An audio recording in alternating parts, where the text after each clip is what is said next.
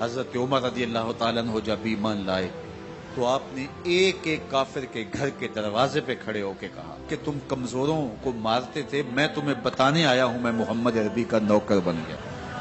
بلکہ آپ نے اعلان کیا جس نے اپنی بیوی کو بیوہ اور بچوں کو یتیم کروانا ہو اور اپنے ماں باپ کی کمر کو جھکانا ہو وہ عمر کے مقابلے میں آئے۔ اللہ اکبر۔ زنیرہ نامی ایک خاتون تھی، بہت کمزور، راوی کہتا ہے کہ اس کی ہڈیوں میں گودا نہیں تھا، عشق رسول تھا، اور اس کا ظالم آقا اس کو مارتا ہے، اور جب مار مار کے تھک جاتا ہے ادھر سے عمر آ رہے ہیں، یہ اسلام لانے کی پہلے کی کہانی ہے، ادھر سے عمر آ رہے ہیں تو اس نے کہا عمر تم جوان آدمی ہو تو یہ چھوڑتی نہیں ہے اپنے نبی کا نام، ذرا تم آؤ۔ عمر کوڑا پکڑ لیتے اسے مارتے مارتے مارتے تھک جاتے ہیں تو پانی پینے لگتے ہیں، تو کہتے ہیں مجھے تیرے پہ ترس نہیں آیا لیکن میں ذرا پانی پینے لگا ہوں، اور پھر گلے کے اندر ڈال کر کے کوڑا اس کی رسی کو بل دیتے اور اس کی آنکھیں باہر نکل آتی اور کہتے ہیں بلا اپنے نبی کو جو تیری آنکھوں کی بینائی واپس کرے۔ اللہ اکبر۔ تو اس نے آسمان کی طرف منہ کر کے کہا مالک میں کبھی بھی آنکھوں کی بینائی نہ مانگتی لیکن اب تیرے نبی کی عزت کا سوال ہے۔ آنکھوں کی بینائی واپس ہو جاتی ہے۔ زنیرہ کو بڑا مارا، آج عمر گلیوں میں آنکھوں میں آنسو ہیں اور عجیب دل بے تاب ہے، اور کہتے ہیں آؤ بھئی میں حضور کا غلام بن گیا ہوں، تمہیں بتانے آیا ہوں۔ زنیرہ نے موڑ کاٹا تو آگے عمر یہ آواز دے رہے تھے۔ زنیرہ ایک کونے پہ کھڑے ہو کے رو کے کہتی ہے عمر تم تو بڑے اس دن جوش و غضب میں تھے اور تم مارتے ہوئے تھکتے نہیں تھے۔ تو عمر نے کہا زنیرہ اس دن میں نے دیکھا نہیں تھا، اب میں محمد عربی کو دیکھ آیا ہوں۔ جنہ ویکھیا نہیں ہو کرن گلاں، جنہ ویکھیا نہیں ہو کرن گلاں، جنہ ویکھیا ہو تے بول دے، جڑے محرم راز حقیقت دے اور راز حقیقت کھول دے۔ تو حضرت عمر رضی اللہ تعالیٰ عنہ ایمان لائے۔ حضرت عبداللہ ابن مسعود رضی اللہ تعالیٰ عنہ فرماتے ہیں کہ حضرت عمر کا ایمان لانا مسلمانوں کے لیے عزت کا سبب تھا، ان کا ہجرت کرنا مسلمانوں کی نصرت تھی اور ان کی خلافت مسلمانوں کے لیے رحمت۔ حضرت عمر رضی اللہ تعالیٰ عنہ وہ ہیں کہ میرے حضور نے فرمایا لوگوں جب نیک لوگوں کا ذکر کرو تو میرے عمر کا تذکرہ ضرور کیا کرو۔ میرا عمر وہ ہے کہ جب وہ ایک سمت سے آ رہا ہو، ایک گلی اور بازار سے آ رہا ہو تو شیطان بھی آ رہا ہو عمر کو دیکھ کے راستہ تبدیل کر لیتا ہے۔ حضرت عمر رضی اللہ تعالی عنہ کی طبیعت کے اندر جو جاہ و جلال تھا، طبیعت کے اندر جو سختی تھی، وہ اسلام کے اندر آ کر بھی قائم ہے، اور آپ نے وہی سختی، وہی جاہ و جلال جو پہلے مسلمانوں کے خلاف تھا اب کفار کے خلاف، منافقین کے خلاف حضرت عمر کی طبیعت کے اندر وہ جوش و خروش بدستور موجود ہے۔ لیکن جس دن آپ خلیفہ بنے تو اس دن آپ نے ممبر پہ چڑھ کے جو خطبہ دیا اس میں کہا لوگوں میں سخت اس لیے تھا کہ رسول اللہ نرم تھے، پھر میں سخت اس لیے تھا کہ حضرت ابو بکر صدیق نرم تھے، اب میں تخت خلافت پہ بیٹھا ہوں، اب میری سختی جو ہے وہ نرمی میں تبدیل ہوگی، صرف فاسقوں، فاجروں اور باغیوں کے لیے میں سخت ہوں، باقی تمہارے لیے نرم ہوں۔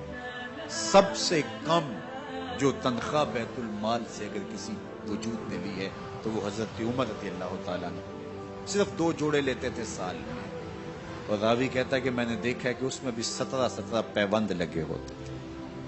حضرت عمر رضی اللہ تعالیٰ عنہ کا طرز زندگی، آپ کا انداز معاشرت اور آپ کا انداز خلافت، ہر لمحہ آپ کی زندگی کا اٹھا کے دیکھیے کتنی مرتبہ قرآن حضرت عمر کی رائے کے مطابق نازل ہے۔ اللہ تعالیٰ جل شانہ نے ان کو صاحب الہام بنایا تھا۔ ہر امت میں کوئی صاحب الہام ہوتا ہے، حضور کی امت کا صاحب الہام حضرت عمر رضی اللہ تعالیٰ، اور آقا کریم نے انہیں اپنا وزیر قرار دیا۔ فرمایا میرے 2 وزیر آسمانوں میں ہیں، 2 وزیر زمینوں میں ہیں۔ آسمانوں کے وزیر جبرائیل اور میکائیل ہیں اور زمین کے وزیر ابو بکر اور عمر رضی اللہ تعالی عنہما۔ ایک دن حضرت عمر بیٹھ کے رو رہے تھے تو کسی نے کہا حضرت رو کیوں رہے ہیں؟ فرمایا کہ میں اس لیے رو رہا ہوں کہ فلاں پل سے بکریاں گزری ہیں، تو پل کے اندر شکستگی تھی، ٹوٹا ہوا تھا پل درمیان میں، اس میں ایک بکری کی ٹانگ ٹوٹ گئی ہے۔ تو میں ڈرتا ہوں کہ میرا رب یہ نہ پوچھے کہ عمر تو نے پل صحیح تعمیر نہیں کروائے تھے کہ ایک بکری کی ٹانگ کیوں ٹوٹی ہے۔ یہ ہے حضرت عمر رضی اللہ تعالی عنہ۔ اللہ اکبر۔ تو اللہ تعالیٰ جل شانہ نے حضرت سیدنا عمر بن خطاب رضی اللہ تعالیٰ عنہ سے جو کام لیا، مختصر دور خلافت کے اندر 10 سال 6 ماہ 4 دن آپ نے خلافت فرمائی ہے، لیکن کہاں سے چلے اور یہاں مکران تک، بلوچستان کا حصہ ہے، یہاں تک آپ کے سلطنت کی حدود وسیع، ادھر آرمینیا تک جا پہنچے، حمص فتح کیا، قادسیہ، یرموک۔ آپ ذرا دیکھیے کہ کہاں تک آپ کی فوجوں کے گھوڑے دوڑتے رہے، اور اللہ تعالیٰ جل شانہ نے ان کو جو توانائی، عدل و انصاف کی قوت عطا فرمائی۔ اللہ اکبر۔ جب زمین پہ عدل کیا ہو تو زمین بھی حکم مانتی ہے، اور حضرت عمر وہ تھے جن کا حکم ہوائیں بھی مانتی تھی، زمین بھی مانتی تھی، جن کا حکم جو ہے وہ آگ بھی تسلیم کرتی تھی اور دریا بھی ان کا حکم مانا کرتے تھے۔ مصر کے اندر یہ رسم بد جاری تھی کہ سال کے بعد ایک دوشیزہ کو زیورات پہنا کے اچھے لباس میں ملبوس کر کے دریا کی بھیڑ چڑھایا جاتا، اس کی قربانی دی جاتی، اس کا خون بہتا تو دریا چلتا۔ جب مسلمانوں نے مصر فتح کیا تو گورنر نے لکھا کہ اسلام تو اس طرح کی رسوم کی اجازت نہیں دیتا، لیکن خشک سالی ہے، لوگوں کی فصلیں ویران پڑی ہے، تو حضرت کیا کیا جائے؟ تو حضرت عمر رضی اللہ تعالیٰ عنہ کاغذ کے ٹکڑے پہ لکھتے ہیں، بسم اللہ الرحمن الرحیم، مصر کے نیل کی جانب عمر کا خط لکھتے ہیں، اے نیل اگر تو اللہ کے حکم سے چلا کرتا ہے تو چل، ورنہ ہمیں تیرے چلنے کی کوئی حاجت نہیں۔ اور قاصد کو کہا یہ خط لے جاؤ اور جا کے دریائے نیل میں پھینک دو۔ قاصد جا کے خط دریائے نیل میں پھینک دیتا ہے، پانی آتا ہے، ایسا دریائے نیل چلا، 14 صدیاں ہوئی ہیں آج تک کبھی بند ہی نہیں ہوا۔ دریا حکم مانتے، آگ نکلتی ہے، لوگ حضرت عمر رضی اللہ تعالی عنہ کے پاس آئے، حضرت لاوا پھوٹا ہے، آگ نکلتی ہے اور مدینے کی طرف بڑھ رہی ہے، اب کیا کیا جائے؟ فائر بریگیڈ تو زمانے میں تھی نہیں۔ عمر نے اپنی قمیض اتاری، جس قمیض پہ 17 پیوند لگے ہوئے تھے چمڑے کے، کہا یہ قمیض لے جاؤ، جدھر آگ بڑھ رہی ہے آگے ڈھالنا، آگ پیچھے بھاگ جائے گی۔ زلزلہ آتا ہے تو زمین پہ درہ مارتے ہیں، زمین رک جا، کیا عمر نے تیری چھاتی پہ عدل نہیں کیا؟